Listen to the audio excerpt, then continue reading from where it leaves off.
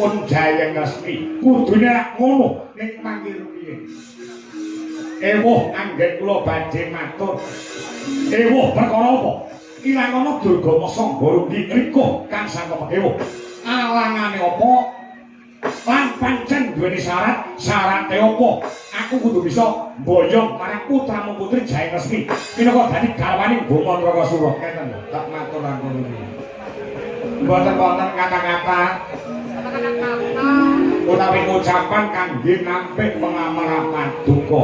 Nek kowe nampik pengamalku, apa pengin papan iki lak dadene kalang abang masalah iku sing kula kuat ora kuwate sak kuat sak. Ora sadar kowe omongan karo aku nggih saking kerantak keringet kula niku mak dia aku nanyep kabeh. Mboten kok niku wau sasar susun tembung kula pancen kok wedi niku nggih lek ngomong nggih ngoten niku. Maksudnya aku salah, aku tahu salah. Lu lah hancur. Repot titip.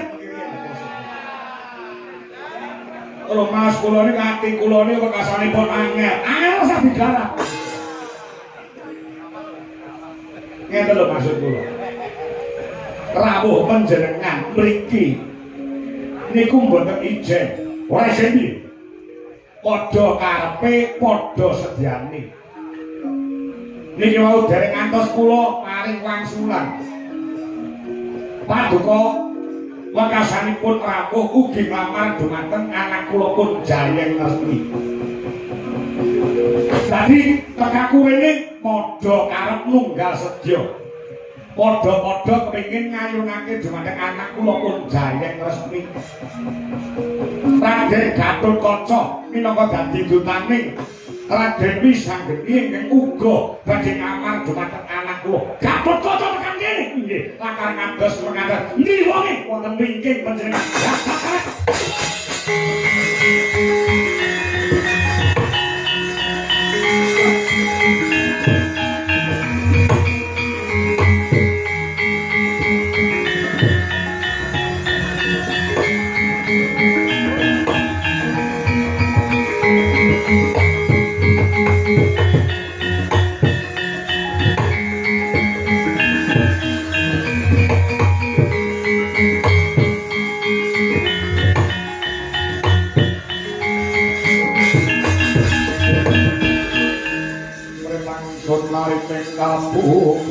Dine kang den dalan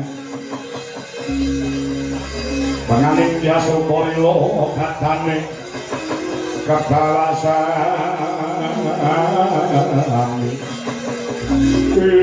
Gatotkaca Kakang Boma Narakasura Indian aku iki gumun kawul sing digumuni perkara apa Kakang Boma Narakasura waton aku duwe sedya waton aku duwe karep kowe sing dadi kepala eling wae nalika yen rebutan Wahyu Topeng Waja Boma Narakasura ya pengin kecondhan Wahyu Topeng Waja kowe lanyo ganggu gawe kawan Boma Narakasura makasane aku karo kowe geger padha jotosan ana meneh perkara rebutan Kigis Tunggarana aku karo kowe gesek aku karo kowe geger meneh iki perkara wong wadon mau perkara cah wedok meksa kowe bebarung sinang sing barung sinang kuwi Kakang Boma dudu Gatotkaca mergo tekane kene iki dhisik Gatotkaca timbang Kakang Boma Narakasura cekak cepete kowe gelem lunga apa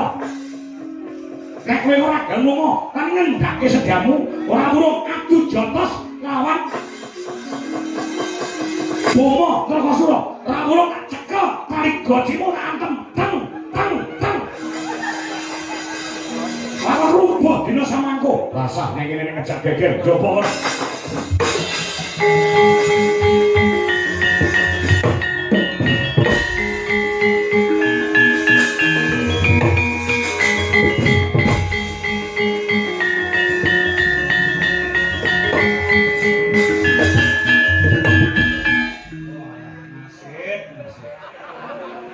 teko ya bareng-bareng. Iki wis ora kena disilaki bakale Pratapan Cemara Gadhing iki dadi papane wong Jotosan, papane wong Bandayuda. Geger meneh. Katinene kan biyen nganti saiki geger ning jagat iki mung perkara loro. Geger ning donya nganti Jotosan nganti paten-patenan. Iki mung perkarane jalanane mung perkara loro. Mafil butun karo wama tahta butun. Geger ning donya perkara loro. Ya kuwi siji perkara weteng, loro perkara ngesore weteng. Kuwi nang ngendi-endi iki dadekane geger. Sing jenenge perkara telu iki kok mesti dadekake perkara. Harta, tahta, wanita. Harta tegese duit utawa bondo donya, tahta tegese kelungguhan utawa kursi, wanita iki tegese wong wedok. Telung perkara iki kok rumangsaku dadekake punjering perkara geger ning jagat. Harta, tahta, wanita. Nek cara tembunge sing alus, Rokmi kursi karo putri.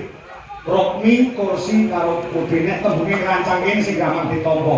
Duit diglek karo teman wanita. Mesti dadene geger piye nduk nglakon kaya ngene.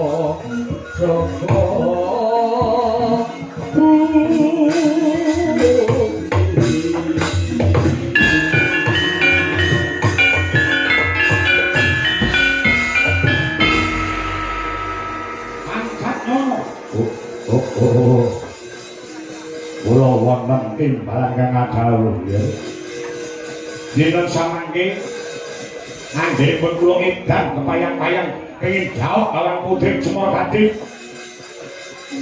Jayeng Lesmi ana sandhe kalane ana sandungan alasanipun modho amung gak sedya tekakungan bareng lan bocah kuring dari Gatotkaca. Wah, Gatotkaca ya suwayaning rembug dredah yen bakale iso dadi panca bakat. Lho dene sama kowe kena disirahi siapa para Madyabala. Tampet bukan kimpul katon lanang ilkam. Nggonku kawirangan perkara golek wahyu topeng maja lawan Gatotkaca. Nggonku kawirangan perkara rebutan kidis tumbal.